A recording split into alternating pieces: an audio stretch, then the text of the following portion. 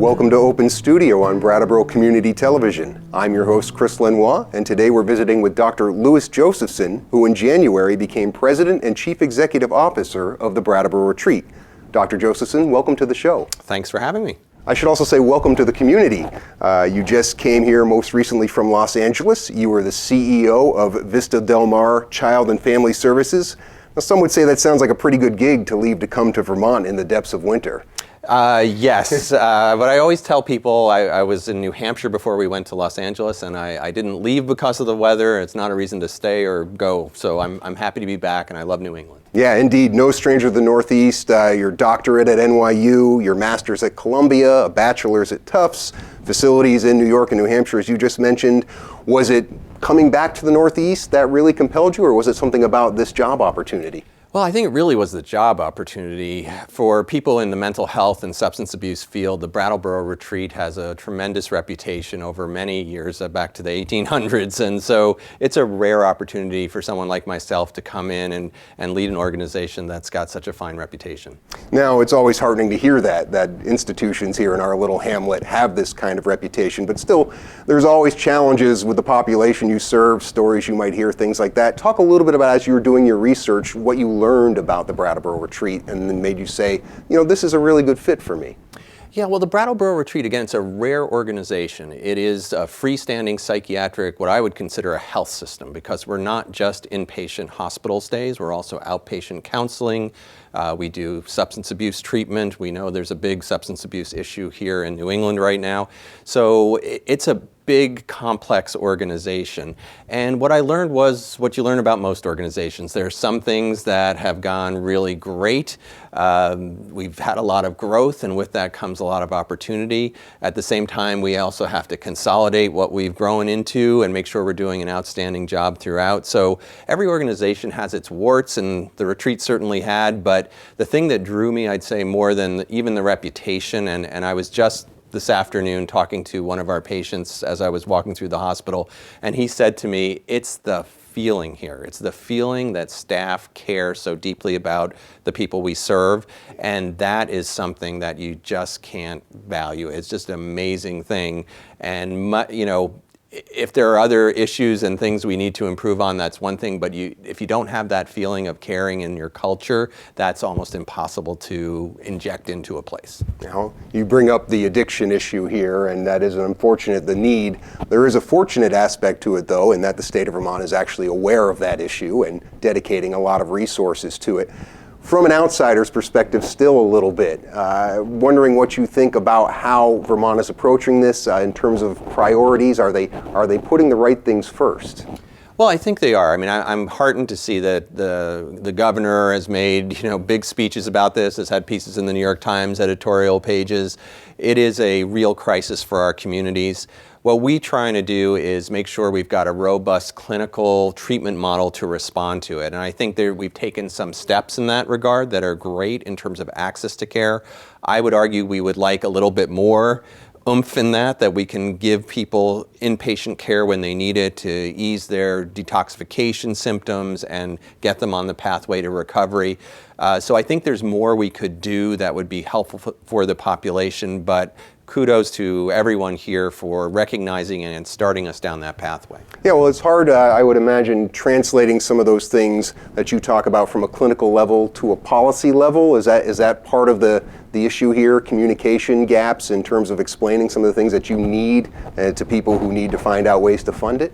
Yeah, I think that's always true. When you have clinical expertise, our psychiatrists, psychologists, social workers who work in the programs, we need to be able to be clear about what the needs of our patients are. And so that's a critical piece. The big piece is always money. And we understand the economy in Vermont. We understand that there's not, pockets of money to just throw at problems. On the other hand, part of my job will be to say to people, you have to look at the hidden costs to this issue.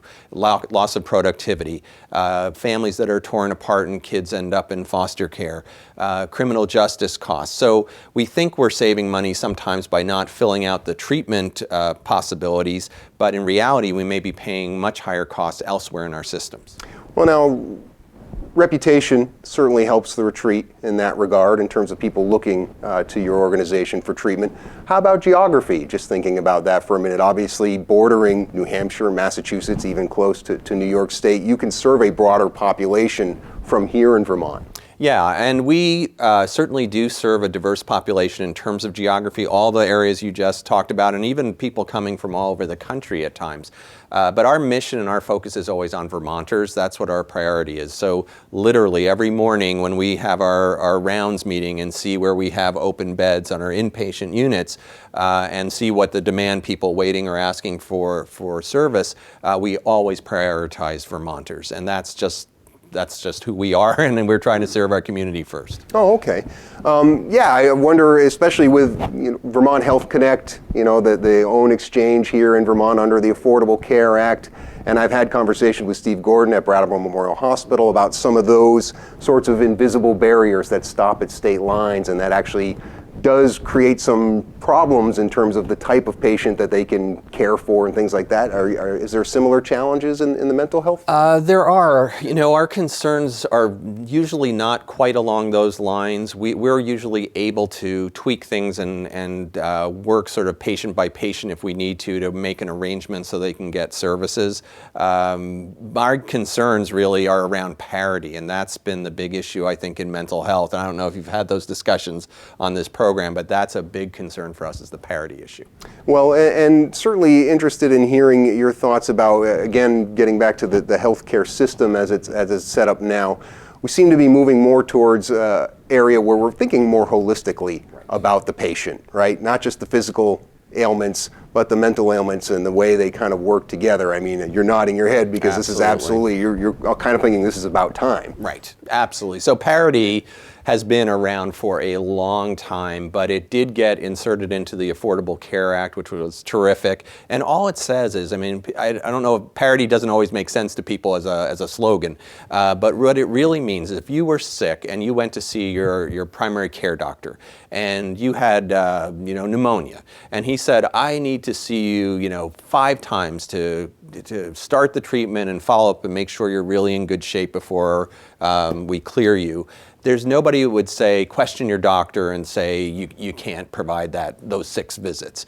But what we've had on the mental health side is that someone like myself or one of our psychiatrists sees a patient and says, I need 6 sessions or 10 sessions or whatever it is. The commercial insurers and other insurers are able to say, well, no, that we will only approve 4 visits. Mm-hmm. And it is not fair and it's not equal in terms of how we treat people with mental illness and substance abuse disorders. Now, if you could put it on a continuum in terms of where we started and all the way to 10, saying, we're where we need to be in terms of thinking about these patients holistically, giving them the services they need when they need them, where would you put us? I'd say we're still in the very beginning, 2 or 3. Yeah, under 5. I'm afraid so. It's not that people are not meaning to do the right thing, but literally it's often house by house fighting. It's like with this patient, we have to argue that they're not getting the right treatment and the right amount that they deserve under the Affordable Care Act. So it is still an ongoing process for us. Yeah. When you reach out and have these conversations with other health professionals, health leaders, not mental health and physical health, talk a little bit about the bonds you're able to forge, talk a little bit about some of those understandings you're able to realize. Yeah, absolutely. Go to any primary care practice. Go to your gastroenterologist for your colonoscopy. Ask those doctors about mental health issues in their patient panel. They will all tell you. It happened all the time when I was in New Hampshire. I went to get my colonoscopy. What did my doctor say? I'm ready to get my service, and all he wanted to talk about was so many of my patients with GI issues and irritable bowel. He said it's all mental health. Yeah. They don't need colonoscopies. They don't need my care. So the healthcare professionals feel inadequate serving these people. They're not well trained to do it, and yet they see it every day in their practice. So I'm really optimistic that between the concern from the health community, health doctors and nurses, and where we're going with funding models, will encourage encourage the embedding of mental health services within primary care, within medical settings, so we serve that whole person. Yeah. Is it one of those funding models, the blueprint for health, these community health teams? Is that something that I know they're integrating a lot of different services to manage chronic conditions? Yes, and that is a great example. So we know, for example, that if you have diabetes, there's a high incidence of depression with people who have diabetes. Similarly, if you've had a major cardiac intervention, very high level of depression correlated post cardiac care. And so, why wait till somebody is not functioning, not able to work? Let's get in there, assess people, treat them, just make it part of their care package. So we had actually worked when I was at Concord Hospital in New Hampshire to make sure that everybody who went through the cardiac catheterization lab was followed up with a depression screen. It takes, literally, it's a 9-question screening tool, and it can really save time, money, and patient suffering. Yeah. Is it a situation where the retreat almost becomes an organization in and of itself of the community health team? And in other words, you're taking your clinicians and saying, all right, you would be best in serving this practice or this population, you would be as well? Yes, and I think we've taken initial steps down that road, but it could be developed much more in the future. Could you elaborate on how you would want that to be developed? Yeah, I think we need counselors in all the major primary care practices. It's a great thing. We're very concerned at the retreat and have done a really good job, I think, with our Antistigma campaign. Mm-hmm. So the beauty of having a counselor embedded in a primary care practice is you go to your PCP's office, they don't know if you're going to get your blood drawn or see the doctor or the nurse or the mental health counselor. So it immediately destigmatizes the whole act of getting service. You're not going to a mental health center, you're just going to the doctor's office. So we'd love to see more of that. Oh, I love that idea, and I love that you're tying that to the Stand Up to Stigma campaign. I know that's been a big success story here in the community to try and raise more awareness about the community perception around mental illness. And we're a community, we pride ourselves on being one that provides a lot of services, and we also pride ourselves on being pretty tolerant. Yes. Ethnically, sexual preferences, people with disabilities, a lot of services there. And I used to do some work actually for a company that helped people with disabilities find jobs. And the big word there was inclusion. Right. And that's a word I keep hearing now around mental health as well. Yeah, absolutely. The incidence of mental health is high. Most people, the majority of people in their lifetime are going to have some mental health issue with themselves or their families.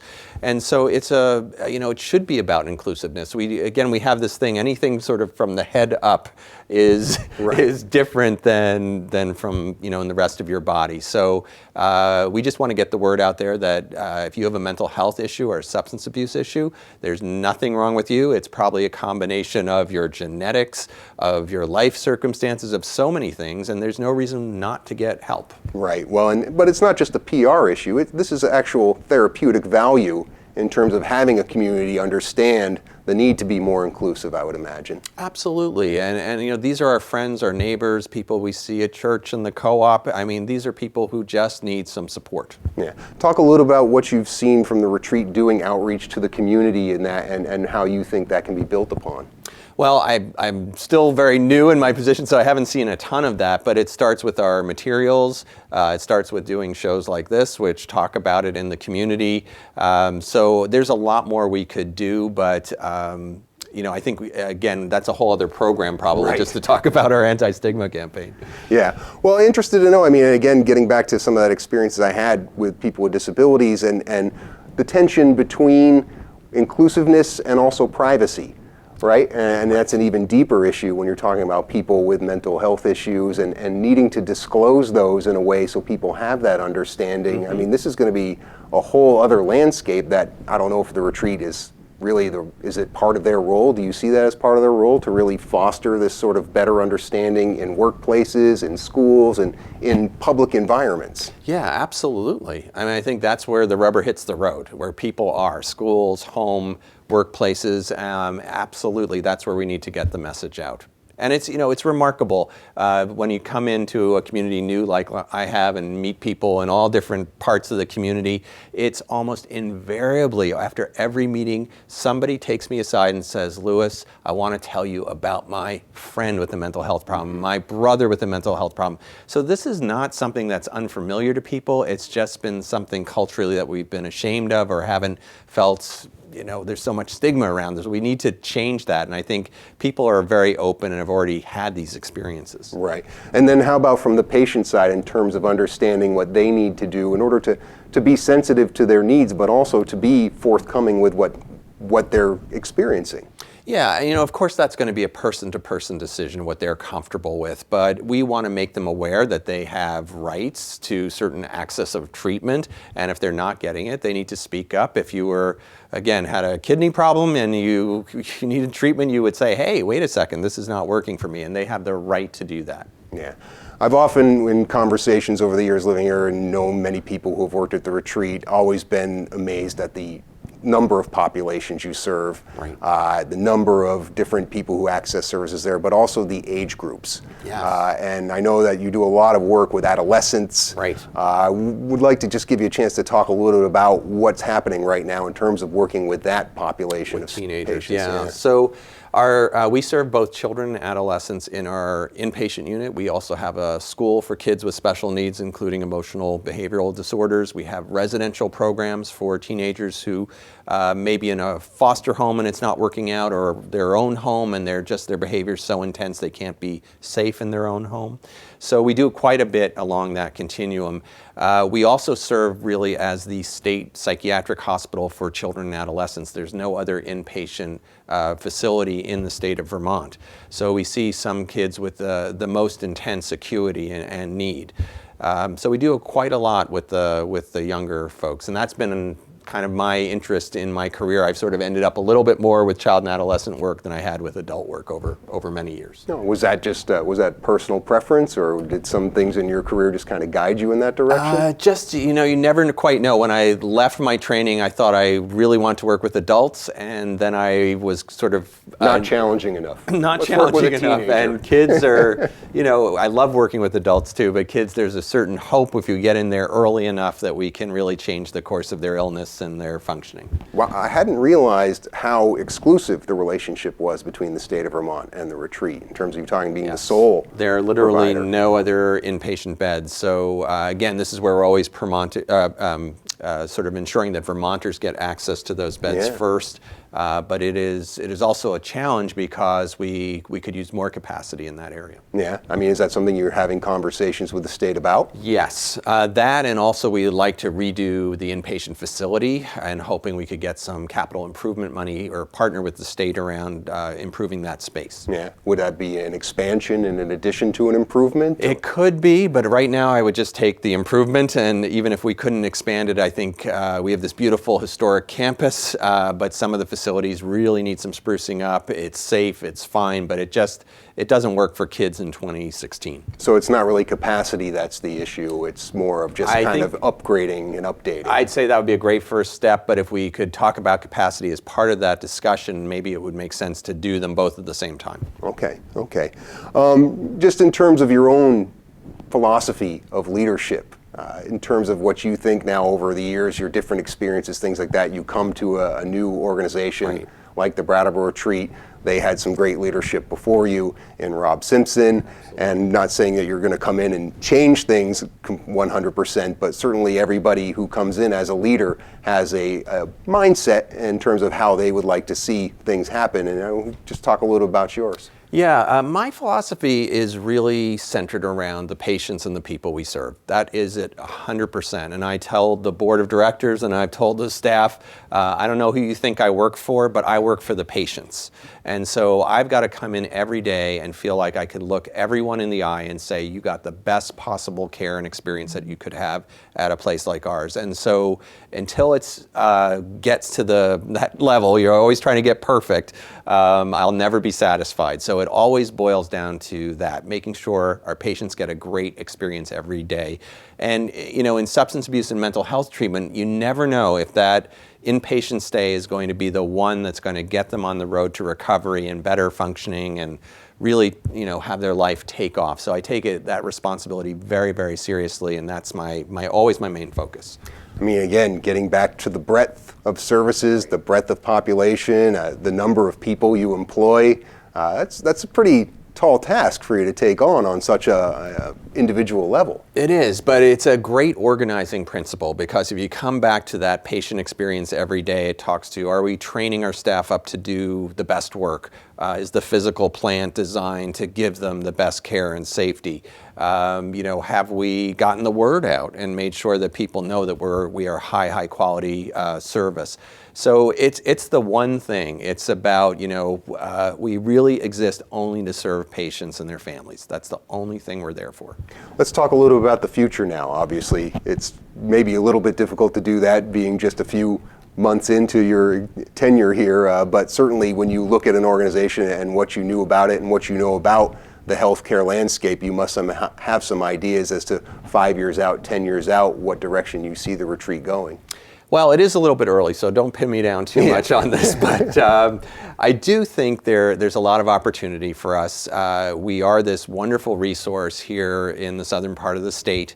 I think we have to look, as you were pointing out, what's happening in that bigger healthcare arena and where do we fit in that. I'm all about being lean and mean and making sure that we don't overbuild our capacity but don't underbuild our capacity. So you need to take the time and step back and say, with state partners, with local partners, with Dartmouth, Hitchcock, whoever it might be, what is the best role for the retreat in our system of care in this area? And so that's the kind of conversation I know our board is going to be talking about, we'll be talking about with our leadership, to make sure, again, are we meeting the needs of the community and doing it in a very efficient way. Now, you brought up Dartmouth Hitchcock, and I know we have the Accountable Care Organization relationship with them, with our hospitals here, but is that something that the retreat is part of as well? We are part of, we're in the discussions. We're sort of, sometimes mental health and substance abuse is in like the second wave. They're not quite sure how to work us into things. But I've been saying to my counterparts, even in the first few weeks, you better be thinking about us and the people we serve, because that's such a key component of the bigger service picture. And if you're trying to even save money on healthcare, again, back to the person with diabetes and depression, if you're only treating the diabetes, you're not going to do as well with that patient as if you're taking care of the depression as well. So we're very actively involved with the Vermont Hospital Association, all of these initiatives, but we're not always on the front burner with the rest of the hospitals. Yeah. How often are you able to look outside of the healthcare field for data? Like, for example, I was just having a conversation with a group earlier this year about population in Vermont. I was actually surprised to see it's not as much of a net drain as people are making it out to be. It is still, we're losing more people than we're gaining. Right. But by a very, very small fraction. These are really important things for you as you think about capacity, as you think about the populations you serve. There's a whole different set of things you have to do for somebody who's 65 versus somebody who's 18. Right, so we will step back and look at all of the demographic information, and we do know we have an aging population in the state, and so what does that mean for their care?